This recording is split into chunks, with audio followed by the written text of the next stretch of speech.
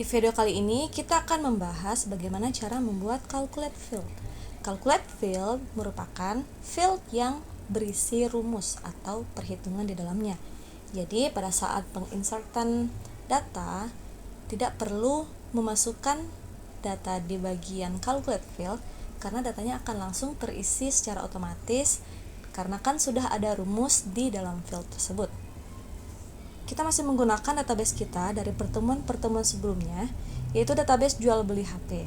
Seperti biasa, saya akan gunakan tabel coba untuk mencoba materi baru.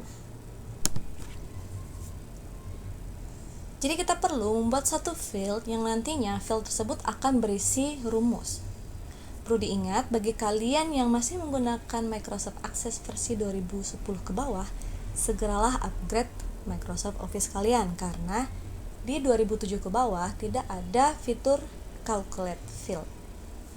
Di sini kita sudah punya 4 field dan sudah ada harga beli di sini dan sudah bertipe currency sehingga saya perlu satu lagi field yang bertipe number. Jadi ingat untuk calculate field kita gunakan tipenya number. Bisa yang lainnya, tapi nanti kita gunakan bagian yang if. Percabangan. Di sini kita akan menggunakan operator biasa, operator tambah, kurang, bagi, dan kali. Kita tambahkan satu field namanya QTY dengan tipe data number, tidak perlu long integer, cukup byte saja. Nanti QTY ini akan menampung jumlah barang yang kita jual. Nah, di bawah sini kita akan masukkan calculate field-nya. Kita akan beri rumus harga beli dikali dengan QTY. Total jual, misalnya total jual ya. Total jual, tipe datanya adalah calculate field. Maka waktu kita pilih calculate field akan muncul expression builder seperti ini. Nah, di area kotak yang besar di atas ini adalah area di mana kita mengetikkan rumusnya. Rumus kita tadi adalah harga beli dikali QTY. Di sini sudah ada beberapa field yang tersedia. Jika kalian tidak mau mengetik, kalian cukup double klik field-field yang akan kita masukkan rumusnya. Tapi jika tidak ada, contohnya QTY. Kenapa QTY tidak ada?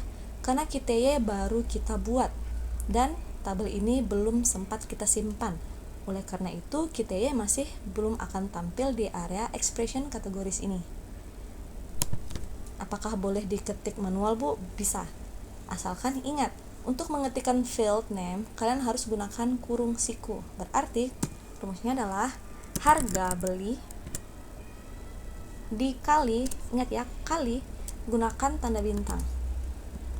Kita akan bahas operator-operatornya.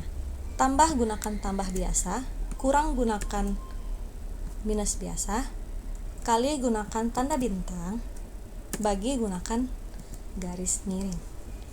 Karena rumus ini adalah harga beli dikali QTY, maka kita gunakan tanda bintang. Lalu QTY adalah nama field, oleh karena itu gunakan kurung siku QTY. Jika kalian rasa rumusnya sudah oke, maka klik tombol oke di sebelah kanan. Maka kita bisa lihat di sini general expression-nya adalah harga beli dikali QTY. Jika sudah oke, kita simpan dan kita view. Di sini harga belinya sudah terisi, tetapi QTY-nya masih belum diisi. Saya masukkan 10. 2 juta dikali 10, apakah total jualnya berubah? Kita lihat. Berubah. 20 juta. Benar, perhitungannya pasti benar dong. Karena yang hitung sistemnya, jadi sudah pasti benar. Misalnya 500 kali 10 seperti ini, maka total jualnya tidak perlu kita inputkan secara manual karena total jual ini akan otomatis menghitung field harga beli di area sini dikalikan dengan field QTY. Jadi 2 juta dikali 10 hasilnya 20 juta. Begitu juga untuk row-row di bawahnya. Itu untuk operator biasa. Ada satu ketentuan untuk calculate field yang tidak boleh kalian lewatkan. calculate field harus dibuat dalam sekali jalan. Maksudnya seperti apa? Jadi misalnya kalian buat satu field tipenya calculate, lalu kalian masukkan rumusnya. Jadi ini tidak perhitungan pun tidak masalah. Misalnya saya hanya memasukkan total jual, berarti total nilainya sama dengan total jual. Ini seperti ini, total jual dengan total nilainya sama karena rumusnya diatur seperti itu. Nah, seandainya ini saya hapus.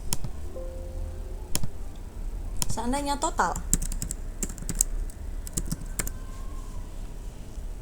seharusnya calculate field, tetapi di saat kalian membuat field ini kalian berpikir nanti saja deh jadikan calculate, kita biarkan saja dulu dia jadi short text, lalu kita simpan dan coba kita close.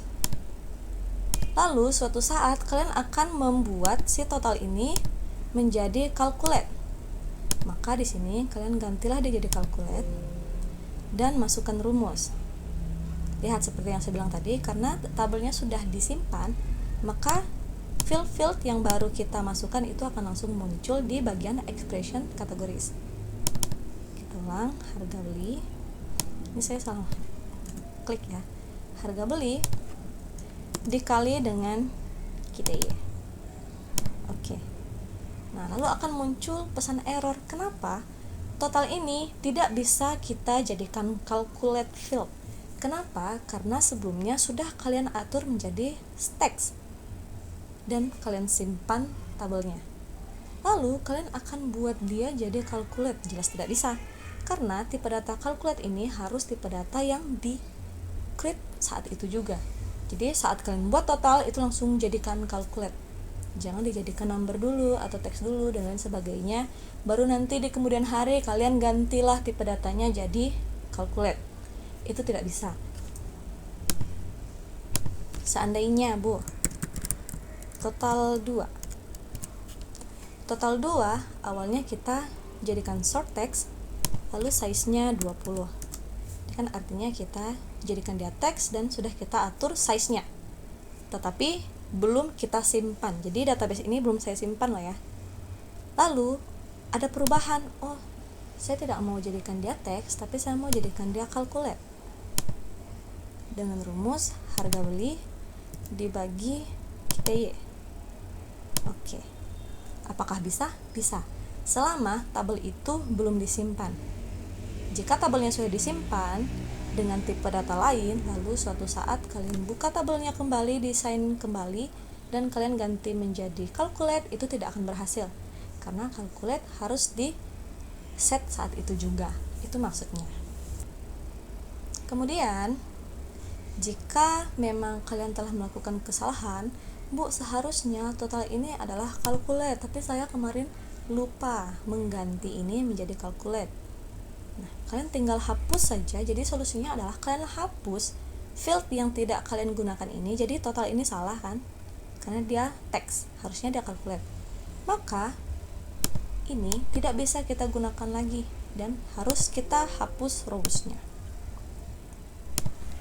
Seperti ini, baru kita buat lagi di bawahnya total dengan calculate field dan masukkan rumusnya. Itu untuk calculate field. Untuk masalah rumus, kalian tinggal sesuaikan saja, bisa gunakan tambah, kurang, kali, dan bagi. Bisa juga gunakan persen, bisa juga gunakan tanggal. Nah, kita akan masuk ke calculate tanggal. Di sini kita tambahkan dua field, tanggal datang,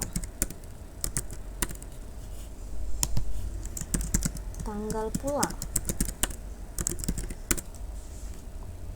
Oke, dua-duanya tipenya adalah date or time. Dan di bawahnya kita mau buat satu field yang berisi calculate. Berarti selisih hari. Dengan tipe data calculate dan dengan rumus tanggal pulang dikurangi tanggal datang. Berarti rumusnya adalah, jangan lupa kurung siku, dikurang. Pengetikannya harus sama persis, tetapi untuk huruf besar dan huruf kecilnya tidak masalah. Yang penting penulisannya sudah benar dan sesuai. Jika kalian gunakan underscore, maka tambahkan underscore. Kita coba rumusnya.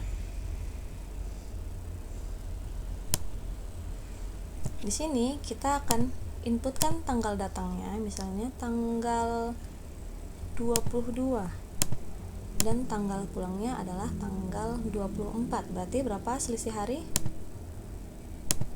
2 hari. Dari 22 ke 24 itu selisihnya adalah 2 hari. Jadi untuk tipe data date or time juga kita bisa lakukan perhitungan.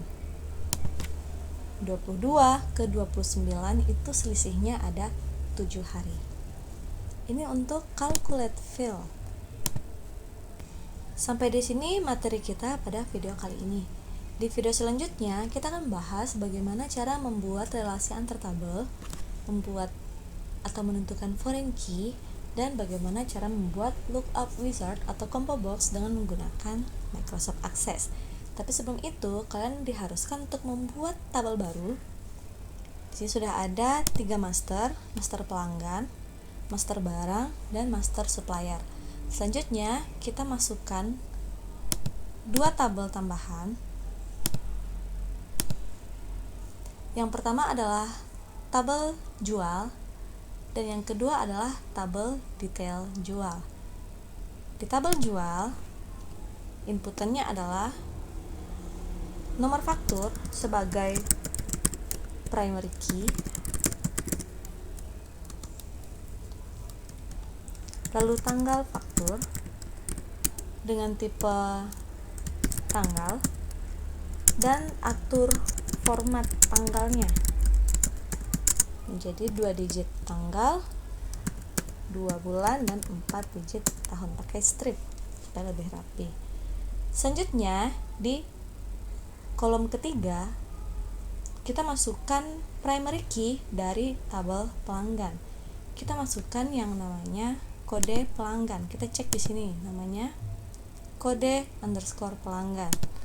Di sini kita masukkan kode underscore pelanggan. Tipe datanya samakan dengan kode pelanggan di sini. Size-nya juga disamakan dengan field size yang ada di tabel master pelanggan. Isinya cukup 3 field ini saja. Ingat, yang dijadikan primary adalah nomor faktur. Simpan tabel ini dengan nama tabel jual atau transaksi jual. Bagi kalian yang memang sudah menggunakan master pelanggan, master barang, master supplier, maka tabel ini kalian berikan nama transaksi jual. Tapi jika kalian dari awal gunakan tabel TBL pelanggan, TBL barang, TBL supplier, maka kalian bisa beri nama ini adalah tabel jual.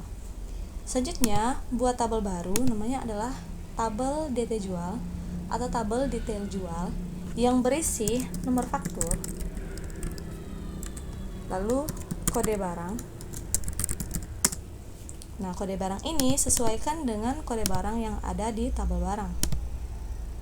Tipe datanya samakan, size-nya juga disamakan. Di sini tidak saya atur ya. Tapi karena kalian kemarin disuruh mengatur, jadi tolong atur size-nya sesuai dengan size di tabel barang kalian. Di tabel barang ada kode barang, lalu kita masukkan KTY, lalu masukkan harga barangnya. Jadi sementara gunakan inputkan harga barang manual dengan tipe data number. Karena ini adalah mata uang, maka gunakan currency dan atur format currency menjadi Rp yang sudah saya ajarkan di bagian format. Selanjutnya, kalian tambahkan satu calculate field bernama total dengan rumus KTY dikali harga barang.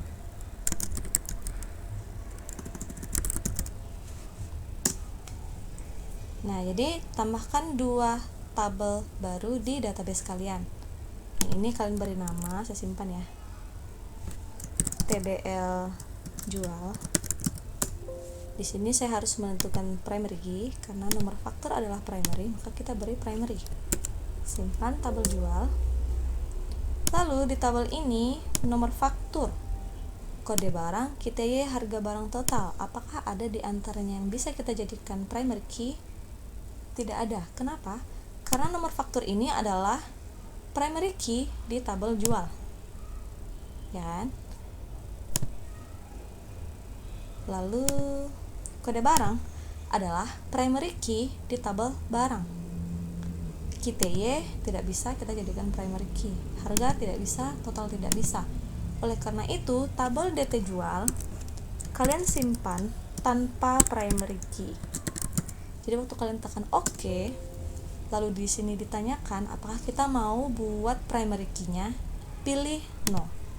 Karena tabel DT jual memang tidak memiliki primary key. Sampai sini tugas kalian. Silahkan dikerjakan dan silahkan dipelajari materinya.